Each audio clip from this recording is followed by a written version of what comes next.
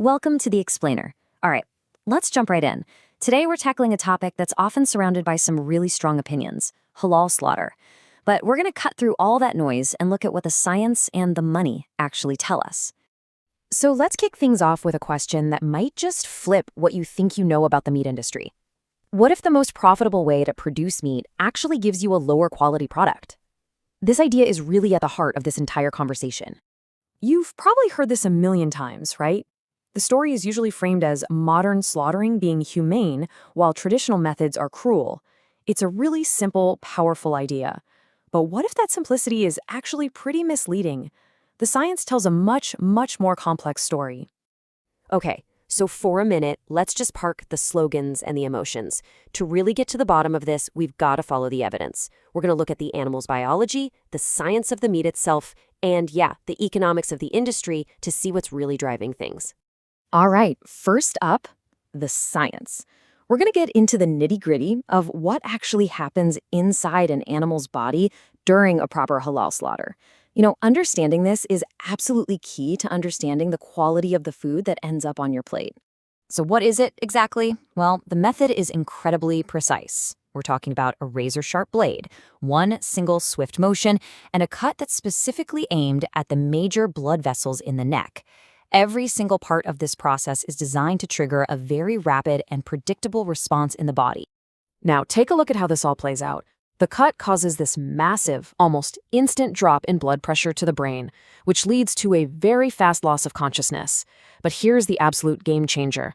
Look at step 4. The heart keeps pumping. It acts like a natural, powerful pump, working to push the blood out of the muscles. This one little detail has huge implications for the quality of the meat. So that's what happens with the halal method. But how does it really stack up against industrial stunning? Let's put them side by side and see what the science says about the final product, the meat itself. And wow, this table really lays it all out, doesn't it? With the halal method, that strong heart action gives you really high bleeding efficiency. On the flip side, stunning can actually stop or weaken the heart, which traps a lot of blood inside the meat. And that trapped blood, it's basically a perfect buffet for bacteria, which directly impacts how good the meat is and how long it stays fresh. And here's the thing with industrial stunning. It's a really fine line to walk. You have to get it perfect every single time. It's this precarious balance. If you use too much force, the heart stops and you trap all that blood. But if you use too little, the animal just feels pain. Trying to hit that perfect sweet spot thousands of times a day on a fast-moving production line, well, it's incredibly difficult. Now, you'd think, right, that complete decapitation would be the most final method. But the science actually tells us something different. Consciousness is lost the second blood stops flowing to the brain, and that happens as soon as those main arteries are severed.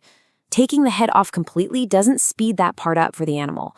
It's really just a shortcut to make the industrial process move fast. And all of this leads us to a really big and maybe a little uncomfortable question. If the science shows that better bleeding gives us a better product, why isn't it the standard everywhere? Well, to answer that, we have to do what they always say: follow the money. This is the crucial question, isn't it? Publicly, the whole debate is almost always about animal welfare. But as we're seeing, there seems to be this massive economic driver working behind the scenes, one that you almost never hear about in the headlines. And here it is. It comes down to this simple number, 1 to 2%. That might not sound like a lot, but that's how much extra weight a carcass can hold just from retained blood. And in an industry where you sell by the pound, that percentage is a really big deal. Think about it. 1 or 2% on a single steak isn't much. But when you're processing millions and millions of animals, that tiny percentage suddenly explodes into millions of dollars in extra profit. The bottom line is, producers are selling you retained blood at the exact same price as high-quality meat.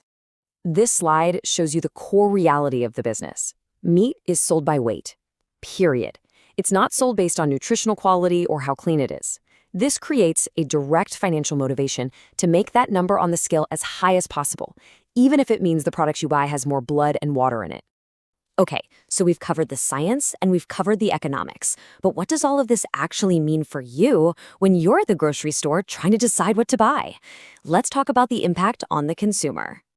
Well, the benefits of a more thoroughly bled animal are pretty clear, and they affect you directly.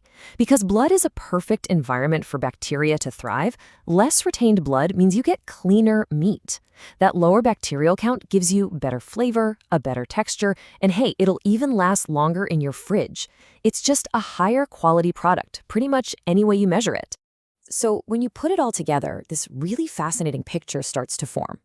The halal method, which is so often debated on just ethical grounds, is actually built on a really solid scientific foundation that you can see and measure in the quality of the meat. It kind of suggests that the public conversation has been missing a huge piece of the puzzle, the science. In this quote just nails it, doesn't it? True animal welfare isn't just about what we can see on the outside. It's about the biological reality of what's happening inside the animal. It leaves us with a pretty critical question to think about.